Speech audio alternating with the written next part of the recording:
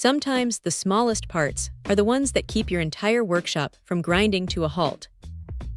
When you are dealing with a machine like the JBOS-5, you really do not want to mess around with aftermarket knockoffs that might not seat quite right.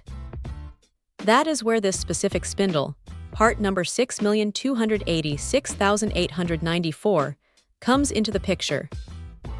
It is an OEM authorized piece, which honestly brings a lot of peace of mind when you are bolting it into a tool that sees as much vibration and torque as an oscillating spindle sander. Holding it in your hand, you can tell it is built to spec. There is a certain weight and finish to the metal that just feels correct, unlike some of those cheaper, generic alternatives that often show up with rough edges or slightly off-center threading. Now here is the thing about these components. They are manufactured in China, which is pretty standard for this category of equipment, but the quality control here feels a step above the bargain bin stuff. It slides into place with that satisfying precision you expect from factory-authorized gear. You are not fighting with the fitment or worrying if the tolerances are going to cause premature wear on your bearings. What stands out, though, is how smooth the rotation feels once it is locked in.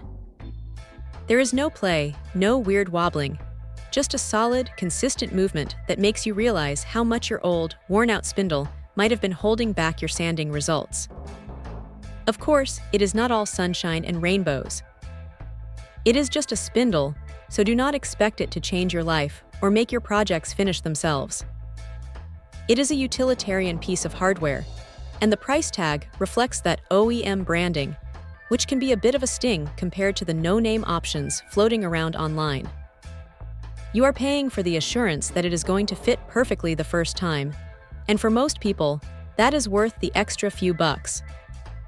If you are currently dealing with a sander that is vibrating more than it should, or if you have noticed some slop in the spindle assembly, this is likely the fix you are looking for.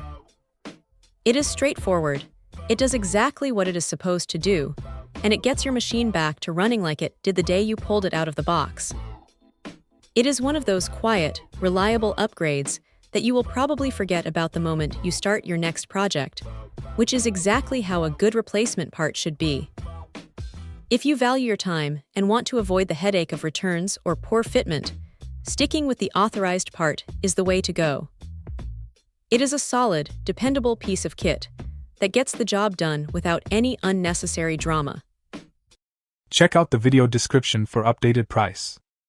And thank you for watching this video.